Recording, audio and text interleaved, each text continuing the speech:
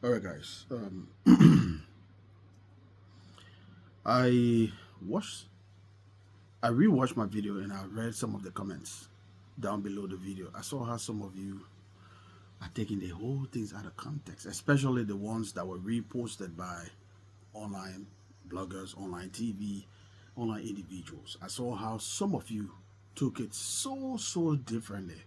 So I spoke to one of my friends who happens to be this person who always call me when she sees a new video. She reached out to me and she said to me, listen, I think there's a contradiction. These people thinking different thing and you're thinking different thing when it comes to the whole NSPPD and Pastor Jerry thing. So you need some more clarity. So it just made sense to me. And I decided, okay, I will do a video to bring some clarity to you guys. Now, after this video, it's up to you to do or use this information to do whatever you want to do. I'm not coming back here to clear things to anybody again because I'm going to make sure I try my best to make this as clear and concise as possible. So here we go. When I did a video yesterday, I said the lady reached out to me and asked me for assistance. She said she wanted $60, $60 to pay her child's school fees. And my thing is, I saw that particular name amongst the list I posted just I think a month or two ago of people who were paying money for Pastor Jerry Easy to come to Liberia. I saw that particular name there. So I decided, I said, wow, if this lady pay $150, how come she can't pay $60?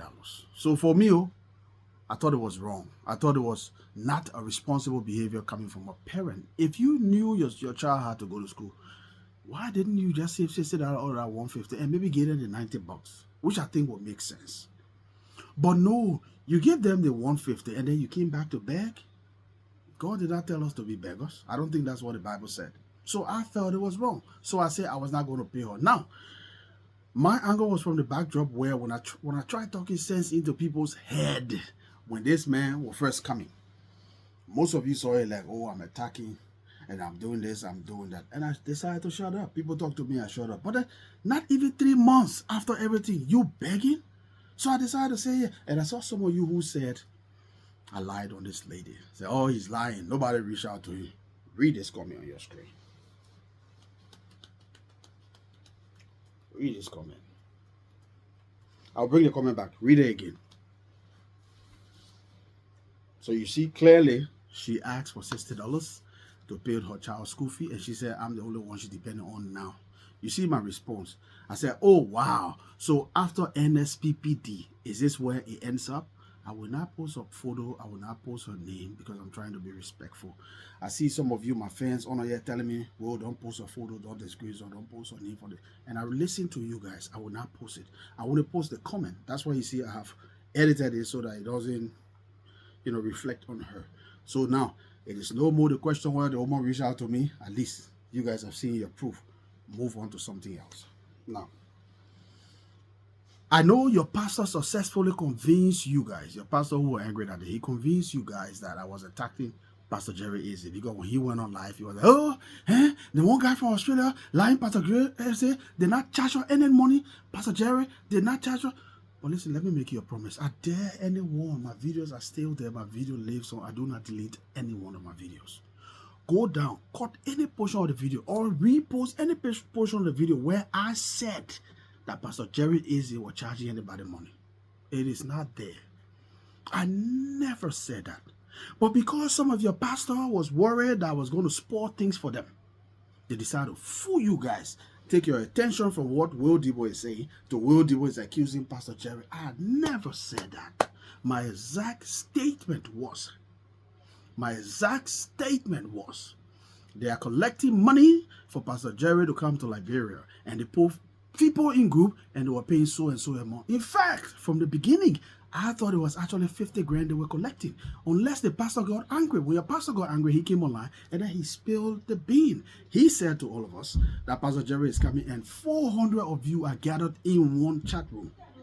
400 people gathered in one chat room and they are paying $100 each for Pastor Jerry's arrival. So 100 times 400 to me, not even to me, mathematically, it is $400,000, which is almost $500,000 United States dollar. So my problem here now, yes, my problem with that whole money, because I knew these pastors were up to no good, they were using Pastor Jerry coming to extort you, the poor people, the gullible people. They were using Pastor Jerry's coming here to extort you. I thought, okay, because I knew this money is not going to get to Pastor Jerry, why don't you guys take some of this money, go to the hospital, go to the orphanage, pay people school fee in the community? But no, they are definitely going to enrich themselves. So my fight was now with Pastor Jerry. So you get it clear. My fight was with your pastors, because I knew, and some of you even reaching out to me after this whole NSPPDT, you want me to talk, I got messages. If you tell me again, I'll come back here again, I'll prove. I will never lie on my platform, I promise you all. I got messages, some of you reach out to me and say, since the thing over the pastor have not given no response, no comprehensive report of how much money they gather in total from the send wave, from the individual, from the donation. No pastor have said anything. So you guys are beginning to concur with me. You understand? So it's like I was fighting for you, not against Pastor Jerry Eze. Most case scenario, I do not know Pastor Jerry Eze. I am not the one to judge him. And I know for a fact he didn't charge anybody. The contribution idea came from your pastors. They were trying to extort you. And I guarantee they extorted you guys. I guarantee. They did. And then that's my fight. But you don't understand it. You don't blame Pastor Jerry Eze. Nobody is blaming Pastor Jerry Eze. He's not the gunfire. He is not the target. He is not one of those that I am keeping my eyes on. That young man doing your own business. If I was attacking Pastor Jerry Eze because I live in Nigeria, some of the things I would have said is, for example, the Nigerians themselves don't trust these pastors. Why you guys trust them? I'm going to base my argument around that. Now I'm going to prove you, because I have friends in Nigeria. I'll bring some of them on and they will talk.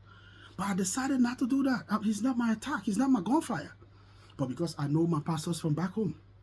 Why did I think that my pastors are trying to extort you? I'll break it down for you. Go back to the biblical history, the historicity of the Bible. When Jesus gathered 12 disciples, yeah?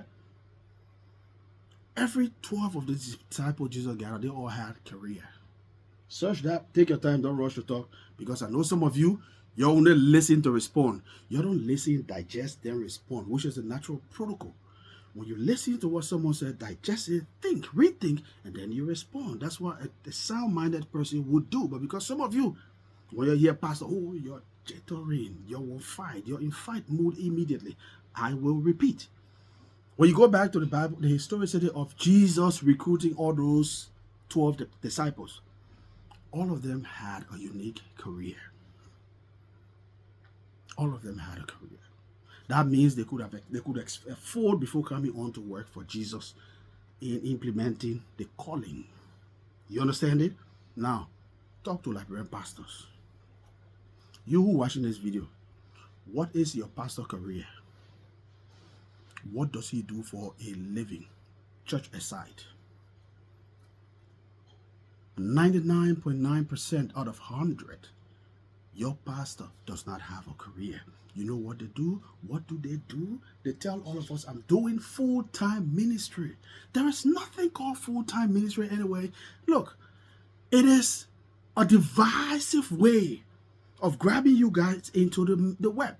These pastors are extremely lazy. They don't want to work. So they tell you guys, we're doing full-time ministry. So they create programs ranging from Monday to Sunday. Every day something going on. Monday, Bible study. Tuesday, prayer meeting. Wednesday, I might not be saying any order. Wednesday, they will. Till Sunday, they keep it. And all of these meetings they're having with you, they're collecting tithe and offering. Scam. That's how they survive. Why do you think every Sunday your pastor and his and mother, they're wearing brand new clothes, brand new suits? That's because they have finally gotten you in the bus. And they will quote one fancy statement like this. Look at what the other pastor posts on them a video. They will post the kind of statement. He's saying you should sweat and labor for the money you make and blah, blah, blah. The other, give and what? I think he said give and something, give until it touches you or something like that. Okay, my question to him is, why didn't you give to that girl until it touched you, pastor? What makes you think that only the congregation is supposed to give? These are some of the scams I'm talking about. They will grab one scripture in the Bible that favors them. They will not even say in totality. They will cut it short. And they say, this is what the Bible says. And it will lure you into giving, scam, syndicate, the whole of them. They agree to do it. That is exactly what they're doing. So my thing here, because I'm quite knowledgeable to these things, I decided to bring it out to you people. I am not, I repeat, I am not and will not attack Pastor Jerry Eze. He has done absolutely nothing to Liberian people. In my capacity as a social media influencer and as an advocate, if at all anybody reaches out to me with a complaint against Pastor Jerry, I will gladly put him on blast right here. I have absolutely zero fear. I will do that. But I have not gathered any factual complaint against this man. So the attack is not him. It is the intent behind Pastor Jerry's arrival to Liberia. That is why I detest. That is why I am against. And that's why I'm here talking. I'm against the intent. I know the pastor's intent. Why do you think some pastors were so robust? They were so vast. They came out, they were even insulting, going on track. Some of you were disappointed in your pastor. Because they could see that this one man, Will Debo, sitting behind his phone, had the propensity of destroying their chopping. They had already pre-calculated in their mind, tell me, Pastor Jerry leave, the Liberian people believe in NSPPD. If he leaves, we will make thousands of dollars. And we might not struggle in the next 2-3 years. Let's take advantage of the situation. That's exactly what they were doing. But then I came here to expose it, and you attack me, say I'm attacking Pastor Jerry Eze. I have never and will never. It's just your capacity to not reason that will leading you that direction. So I'm trying to bring you back on track. If you listen to all these things I'm saying, you will find truth in it. Let your pastor or the host or whoever organized or orchestrated the NSPPD in Liberia, the conference in Liberia, let them come up with any receipt that they have given Pastor Jerry Eze that money they raised. Have they given you guys comprehensive report of the money they raised? Why are we so gullible? Why do we allow people to think we are stupid when we are one of the most smart species that are on this earth that God created? Our historicity tells you that Liberia has set a lot of records. So we should live up to the name we've made for ourselves. Don't let these petty criminals calling themselves pastors lie to you. Don't let it. I just try to open people's eyes. This is not a fight against Pastor Jerry. This is a fight to educate humanity. Educate humanity. I'm serving humanity. That's why I always say I feel like I'm doing God's work. Because if I'm bringing this kind of truth, this hardcore truth to you, and your pastor coming up with rebuttal, and you, the people that I'm trying to sensitize, are fighting for what? Fighting for what? I see all of you, Pastor Jerry is that the man of God. I am not talking anything about the man of God. I'm looking at the intent. Even your country law, it says the law looks at intent. Ask your security guards or your security or agencies or your paramilitary agencies or your governmental agencies. They will tell you the law looks at intent. I'm looking at the intent of your pastor. Damn it, man. Liberian people. Well, it's up to you. Take the sense out of this. Trash out the nonsense. At least I have broken it down in the simplest form. If your pastor will get on and get the safe job, they will be more respected. They will not have any chance to keep lying to you, preaching one sermon. Give until it hurts you. Give. Why would you give? Why would you give your last and your children can afford school fee or food? Why would you do that? What sense does that make? It's not wrong to give. Give with sense. Don't give and then to beggar. Your pastor will not give a last and then to beggar. They tell your pastor you see the orphanages around the country. They tell your pastor you see the stray and the street kids. They tell the pastor you see the people going through hardship. But he drive big cars. So that somebody got bodyguards. Somebody got convoy. Why he can't go give out some of those cars to these people? Because he knows better. And he using you to gullible people.